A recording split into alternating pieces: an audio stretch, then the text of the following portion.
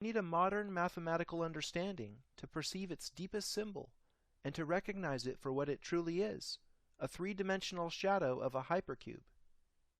Come again? What is a hypercube? If the square is 2D, the cube is 3D, and the hypercube is the 4D equivalent. Here's what a cube looks like when it's being rotated. Here's what rotating a hypercube looks like in three-dimensional projection. The fourth dimension is hard to imagine because it's literally beyond us.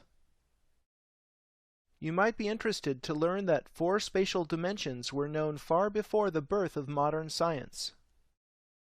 Here is what Saint Bernard de Clairvaux wrote to his former disciple, who became Pope Eugene III. What is God? He is length, width, height, and depth. There are four spatial terms used. Bernard described the fourth dimension in the 12th century. St. Paul also described four dimensions in the 1st century.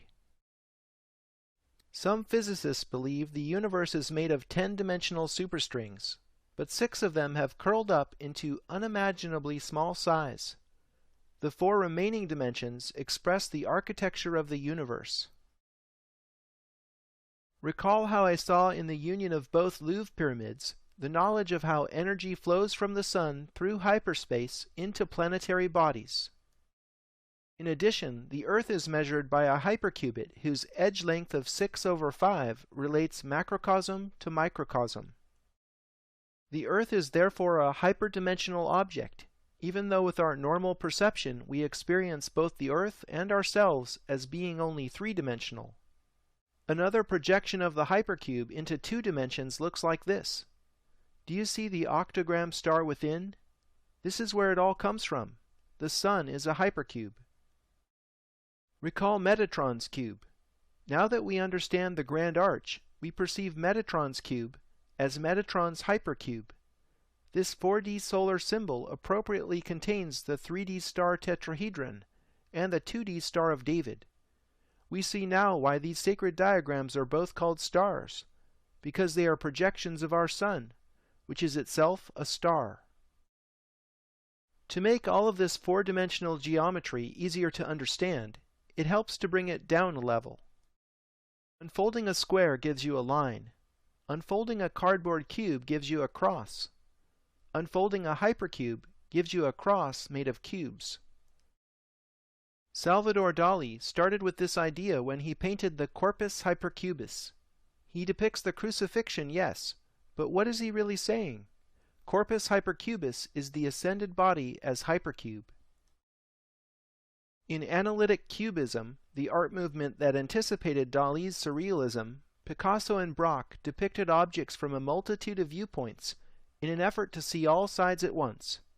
Of all the myriad forms in existence, why did they choose a cube to symbolize their art movement? Could these cubists have been privy to secret knowledge that inspired their attempt to paint the fourth dimension? Or did they follow unconscious synchromystic inspiration? Food for thought.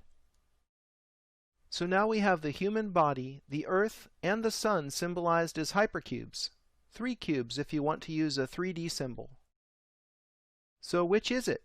It's actually all of the above. The human, planetary, and stellar scales resonate as a fractal structure within the holographic universe. In simpler terms, as above, so below. Metatron's hypercube, as Enoch's hypercube, reveals the cosmic man. Enoch's triangle had the ineffable name of God written on it. Here is that name in Hebrew, which is a language read from right to left. Standing the letters up, we see the depiction of a man made in God's image. The cosmic man is Plato's world soul, alchemy's anima mundi, and the Kabbalah's Adam Kadmon. Here is a piece of my own artwork showing Adam Kadmon emerging from the tree of life. If the human body is a temple, then this temple is much more vast and interconnected than we ever imagined. The human